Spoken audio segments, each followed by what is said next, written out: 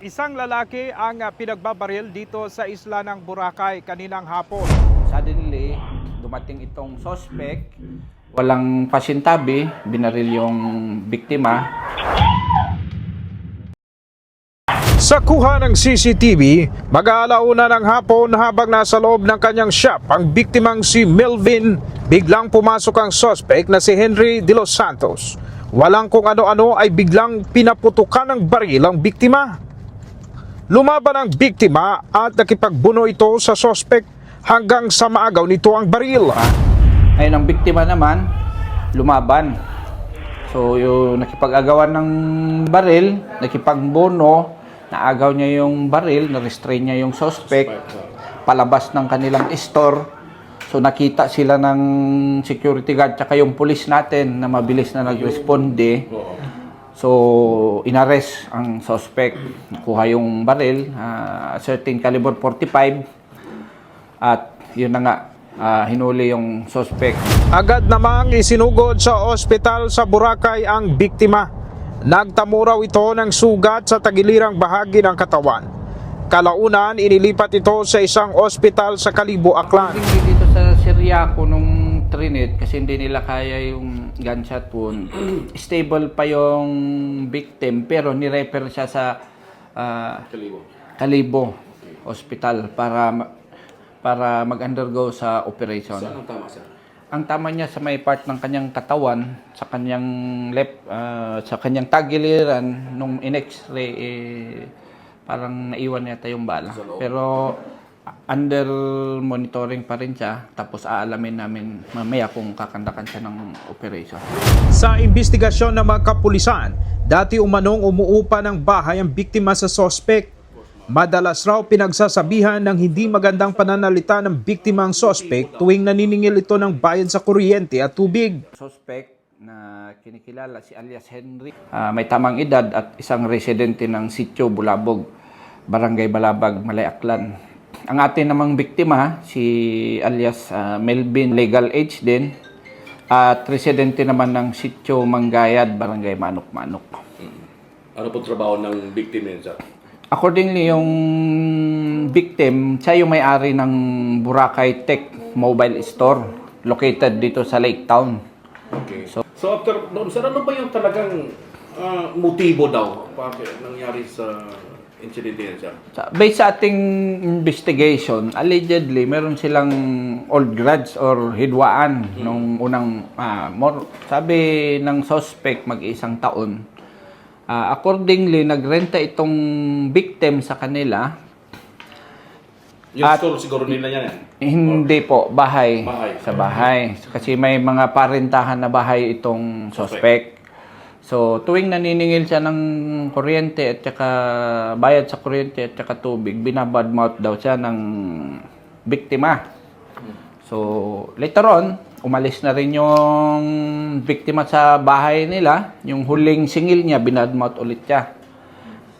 So parang doon nagkaroon siya ng masamang intention sa victim. Hanggang tuwing nadadaanan niya, parang masama daw yung tingin. So mababaw lang, masama yung tingin. Hanggang may nakita siyang post sa social media according sa suspect nung ininvestigahan namin.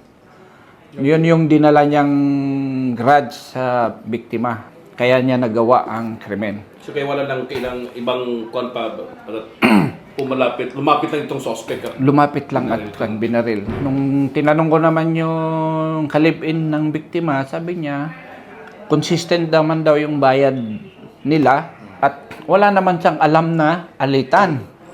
So nag-interview kami sa mga kaibigan, mga kapatid, wala din daw silang alam na alitan. According naman sa tatay ng suspect, dala siguro ng kanyang medical dialysis at saka yung sa dami ng kanyang gamot na iniinom, kaya medyo naapektuhan yung pag-iisip ng ating suspect. Ano siya, sir? Yung pagka-arrest nyo kanina, parang ano ba siya? Hindi mapakali, uneasy ba yung suspect, sir? During that time naman, nakakausap naman namin ng maayos, pero parang sa kanya, parang normal lang yung nangyari. Yun ang napansin namin during sa time ng arrest. Parang walang reaction na parang natakot or nangamba. Wala, ang binabanggit niya lang na binabadmat siya dati, yun nga paulit-ulit binabadmat siya dati, tapos may na-post nga daw accordingly na hindi maganda sa social media. So mababaw naman yung ano, so nung inaaral namin, akala namin matinding away nila, hindi naman. Hindi man talaga. Oo, kaya ano lang siya, parang simpleng isolated case lang din na pangyayari. Baril na ginamit, may-ari ba ng suspect sir or Yung accordingly, yung napag-alaman namin, initially walang papel yung baril, pero iniimbestigahan pa rin namin saan ang source ng baril, saan niya nakuha, kung dito lang ba. So, nagkakaroon pa kami ng investigation regarding that matter. based sa investigation, isang putok lang sir yung binitiwan ng suspect? According nung kalib-in is mga dalawa yung narinig niyang putok. Kasi tumago na siya eh. 2 putok, nagkaroon ng pambono, tapos na-restrain yung ano, nahuli na. Sino ang pumigil, sir, dito sa suspect mismo? Yung victim mismo, nakipag-agawan yung victim hanggang dumating yung pulis na inaresto na yung suspect. Ibig sabihin, malapitan lang yung pagbaril, kaya nakaresto. Malapitan.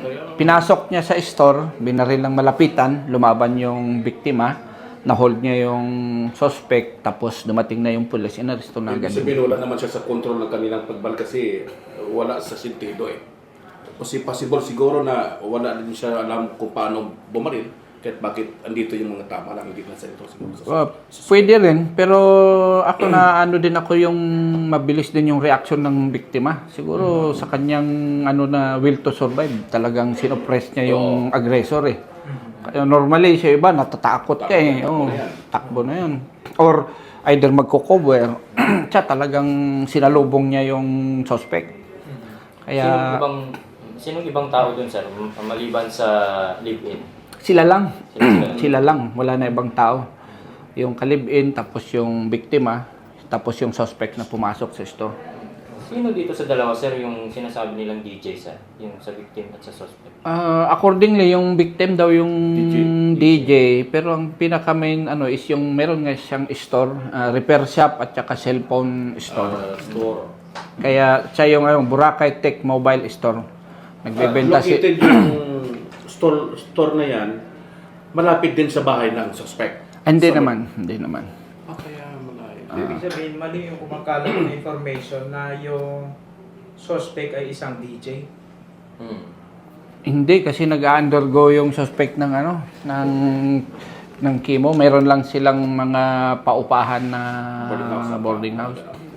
Kaya nga nananawagan lang nga ako sa ating mga kababayan na kung may mga insidente at saka meron silang haka-haka, wag na sanang ipagkakalat sa social media. Sir, mayroon na nangyari na yan.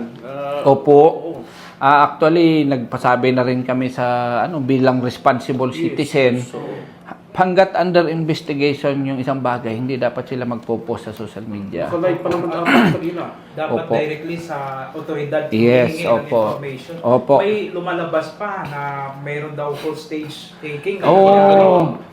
Kahit ako mismo, nung sinabing hostage taking, sabi ko, nandito lang naman kami. Paano magkakaroon ng hostage Saka may PNP, taking? may pulis doon sa video. Marami pong pulis doon. Kasi dyan sa Lake Sa Town, Lake Town yan eh. sa Lake Town, marami tayong kapulisan. Sa halos beachfront, marami tayong kapulisan. Talagang sinigurado po ng ating regional director, si Brigadier General Jose Pinuligan, na malagyan ng pulis itong Boracay. Kasi ang Boracay, show window natin ito sa hindi lang sa buong Pilipinas, kahit sa ibang bansa. So, visitor sa atin, mga foreigner yan eh. Opo.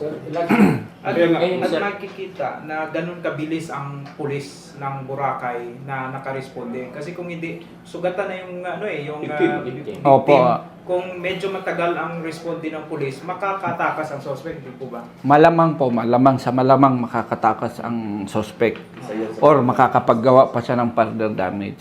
Malamang. Oo. Malamang pa yun, kasi baka mawala na siya sa control ng pag-iisip na dahil. Tama po. Under ko siya ng medication. Tama Anong po. disposition ngayon, sir, ng suspect? Anong kaso niya? Ang suspect ay sasampahan natin ng frustrated murder Under talaga. sa kasong pagpatay. So, bukas i-inquest namin siya sa prosecutor sa kasong frustrated murder.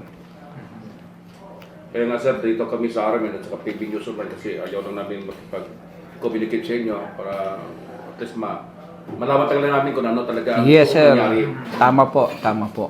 Kaya, again po, nire-remind ko yung ating publiko, ating komunidad na kung wala naman sila sa official capacity ng magbigay ng statement, gaya nung kumakalat na DJ, something DJ or something hostage taking, wala pong nangyaring hostage taking, purely kwan lang po ito, isolated case na may old grudge lang sila.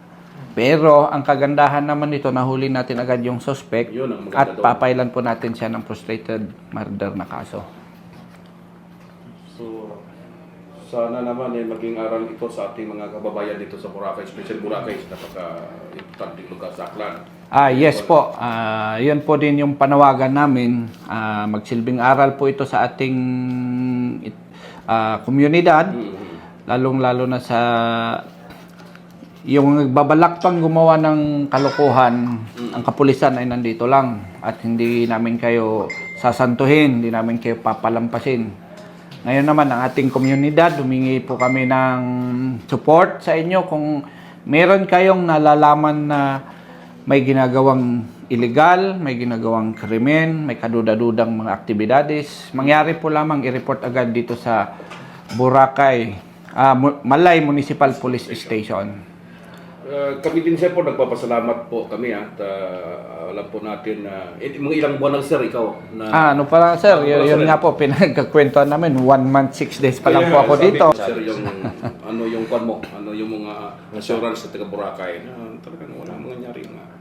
Sa ating mga kababayan dito sa Boracay, ang pulis natin ay always ready sa anumang insidente. So, yung mga kriminal, wala kayong puwang dito.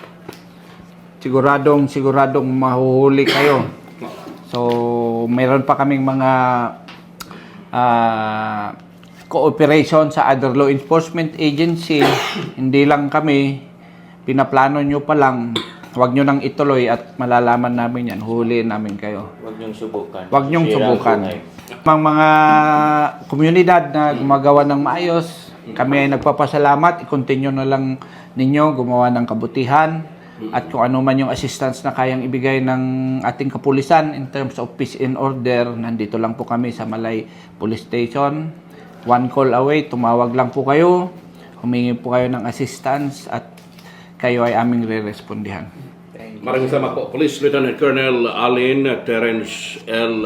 Likdan, ating karoon na Malay Municipal Police Station Chief of Police.